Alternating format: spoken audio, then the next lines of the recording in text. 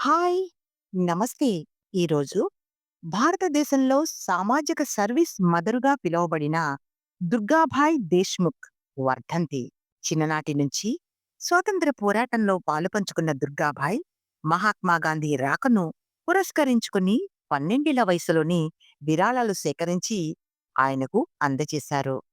భారత స్వాతంత్ర సమరయోధురాలు, రచయిత్రి, సంఘ సంస్కర్త, సామాజిక కార్యకర్త, న్యాయవాది ఇలా బహుముఖ ప్రజ్ఞాశాలి అయిన దుర్గాబాయ్ జన్మించింది రాజమండ్రిలో.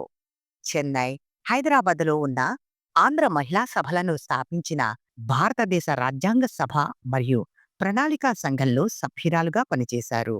అనేక మహిళా సంస్థలు, సాంఘిక సంక్షేమ సంస్థలను ప్రారంభించి జీవితాంతం స్త్రీల అభ్యున్నతికి పాటుపడిన మహనీయురాలు దుర్గాబాయ్ 1981 మే 9వ తేదీన మరణించారు.